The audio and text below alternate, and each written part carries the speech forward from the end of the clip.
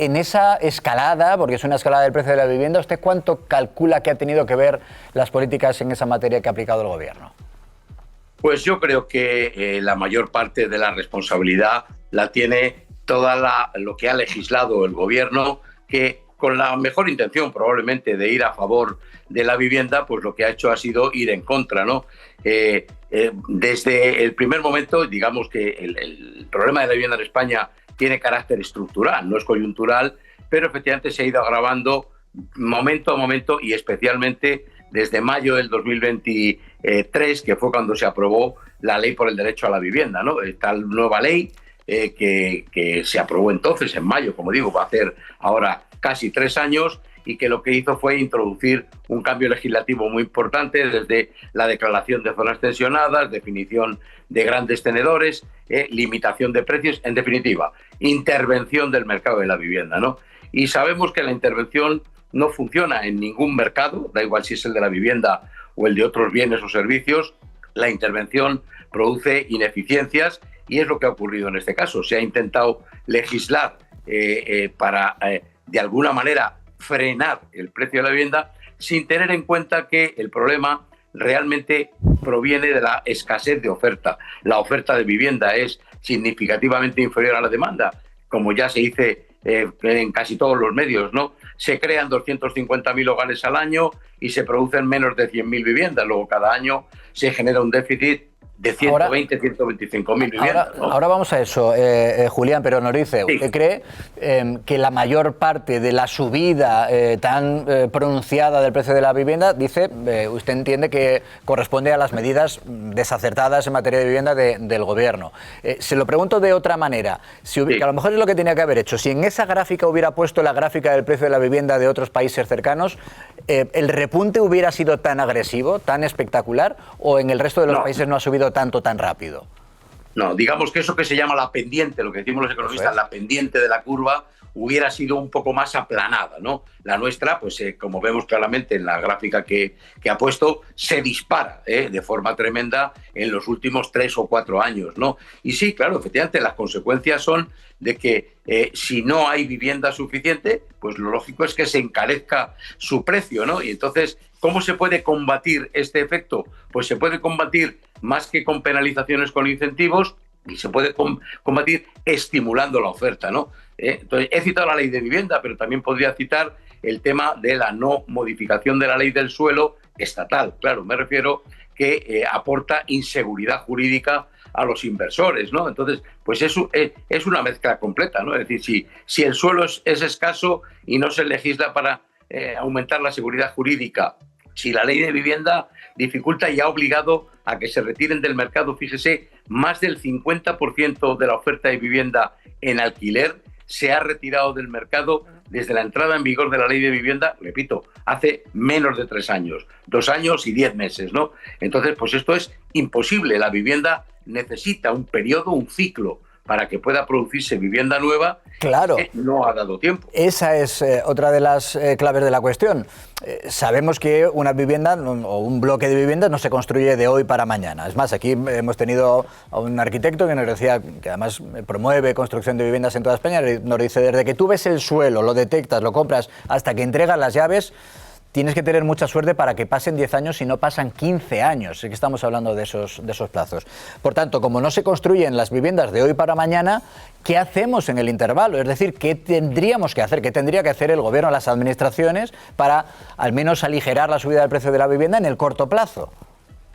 Bueno, pues es que en el corto plazo es muy difícil, porque como muy bien ha dicho ese arquitecto al que citáis, desde que se tiene el suelo, que se transforma, hasta que se convierte en una vivienda puesta encima de él, pues transcurren, habéis dicho 10 años, pocos me parecen, ¿no? Es más fácil que transcurran 15, pero bueno, 10 ya serían suficientes. Entonces, lo que hay que hacer es favorecer la creación de suelo. El Gobierno está empeñado en que la vivienda es una actividad especulativa, es decir, que los promotores inmobiliarios, todos aquellos que desarrollan vivienda, son especuladores que lo único que van es a tener una gran rentabilidad, lo cual no es cierto. Hay estudios recientemente presentados por profesionales del sector que establecen que precisamente la rentabilidad de la promoción inmobiliaria en España es la más baja o de las más bajas de Europa. Por tanto, esta no es la realidad, ¿no? Luego, tenemos muy poca vivienda protegida. El gobierno tampoco estimula eso. Decimos que hay mucho suelo en España, pero no es verdad. Por ejemplo, en Madrid, que es la comunidad autónoma en donde yo vivo y la que se utiliza muchas veces como referencia, y una de los que tiene los problemas más graves, pues el 50% del territorio está protegido, por tanto no se puede construir sobre él, y del suelo que realmente se puede actuar sobre él está agotado en un 98%, solamente queda un 2% de suelo disponible. Por tanto, hay que liberalizar el suelo para que efectivamente se produzcan actuaciones. Solamente si somos capaces de pasar de esas 100 y pocas mil, 10.000, 120.000 no llegan, viviendas que se producen nuevas al año, tenemos que producir 200, 250.000, pero no es fácil porque tampoco tenemos mano de obra para poder llevarlas a cabo, los materiales han subido muchísimo, entonces podemos llegar a producir un número mayor de viviendas, desde luego no el doble, siempre estaremos por debajo de la demanda. ¿Por qué? Está claro. Porque además la demanda se ha incrementado con la entrada de muchos inmigrantes, no hablo irregulares, hablo inmigrantes incluso regulares que aumentan la población española. Ha crecido la población, claro. Claro, y no podemos dar respuesta a esa demanda, ¿no? Ahora veremos cuando haya esta regularización y vuelvan a entrar un número masivo, 500.000, 700.000, los que entren, pues serán otras tantas personas que no tendrán casa. Julián Salcedo, que es el presidente del Foro de Economistas Inmobiliarios, como siempre, gracias por atendernos. Un fuerte abrazo. Muchas gracias a vosotros, José Luis. Bueno, Julio, tú que junto con Gloria eres el más joven de la mesa, sois los jóvenes los que más sufrís Gloria el problema. es más joven que yo todavía. Yo la que más. Pero claro, escuchamos en muchas ocasiones, ¿no? Hay que construir viviendas. Ahora nos decía el presidente de los economistas inmobiliarios, tampoco hay tanto suelo, desde luego esto lleva mucho tiempo. En el fondo es un problema, también decía, agravado por algunas decisiones que ha tomado este gobierno. Sí, o sea, efectivamente los jóvenes padecen especialmente, singularmente, este problema y tenemos que relacionarlo con la edad media de emancipación. Cada vez los jóvenes, los españoles, se emancipan más tarde de sus padres, cada vez abandonan el nido más tarde. Es un problema muy difícil porque no tiene una solución a corto plazo. No la tiene. Exige un político con cierta altura de miras, con cierto sentido de Estado, claro, no me quedan, Julio. Que esté dispuesto a tomar medidas impopulares, Claro, decíamos, ha subido el precio de la vivienda y yo pensaba, no sería un problema si hubiesen subido los sueldos proporcionalmente. El problema es que los sueldos están estancados. El problema es que tenemos sueldos cada vez más parecidos a los de Burundi, permitidme la hipérbole, y viviendas a precios de París. Y precios de París, precios de Londres, precios del resto de las capitales europeas. Sueldos de Burundi y precios de capitales europeas. Ese es el drama de España hoy. Hay un dato que es verdaderamente revelador. Cada vez más personas gastan más del 33% de sus ingresos en los alquileres. Eso compromete por completo la economía familiar. Lo que impide cualquier posibilidad de ahorro e incluso de una vida más o menos digna. Es un tema gravísimo que exige políticos con cierta altura de miras. ¿Los tenemos? No lo sé. Que piensen aquello de los que piensen en las próximas generaciones. Exacto. Más que en las próximas elecciones. Aitor, también te has sentido concernido como joven, además. Efectivamente, y sobre todo como padre de dos jóvenes que tendrán que comprarse un piso en algún momento, espero. Yo creo que este es el principal problema que Pedro Sánchez y el gobierno de Pedro Sánchez no han sabido o no han podido o no han querido resolver.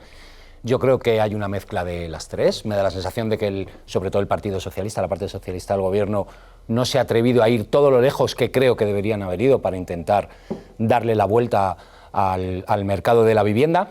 Pero sí hay algunos datos que yo creo que son dignos de análisis, ¿no? Hoy salía el dato, que dabais ahora, el 14% de subida del precio de la vivienda en venta, pero no es igual en toda España. En Madrid ha subido un 22% y en Barcelona, un 20 y pico, perdón, y en Barcelona ha subido un 11, algo. Hay una diferencia, es la mitad. Hay una diferencia evidente entre lo que está ocurriendo en Barcelona y lo que está ocurriendo en Madrid. Y el alquiler en Madrid también sube mucho más de lo que sube en Barcelona, donde ha habido trimestres que ha estado prácticamente plano. Y eso también tiene que tener un motivo. Y yo creo que... Oferta y demanda. La ley... Bueno, yo creo que la ley de, yo creo que la ley de vivienda intentó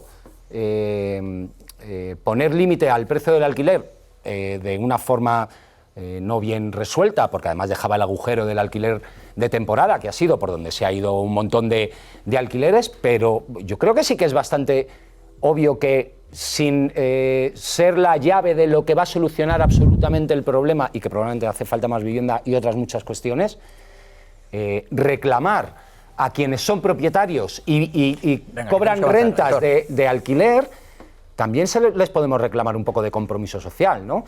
A quienes tienen miles de viviendas, fondos buitre, bancos, etcétera, también habría que reclamarles que moderen un poquito sus beneficios para permitir que eso todo el mundo va a estar de acuerdo. El problema es que eso no soluciona. Pero yo no lo oigo. O sea, todo el mundo está de acuerdo, pero yo no lo escucho. Escucho un montón de cosas que el gobierno hace. Lo ha hecho lamentable, y creo que lo ha hecho lamentable. Uy, ¿cuántas ideas que no me va a dar? ¿Sabes cuál es el problema?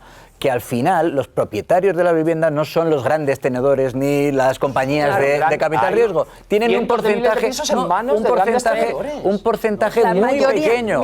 Ojalá con eso resolviéramos el problema, pero no es tan Marcan sencillo. tendencia y marcan precios en el mercado. Bueno, en zonas del mercado, en algunas zonas del mercado. Es lo mismo que los pisos turísticos.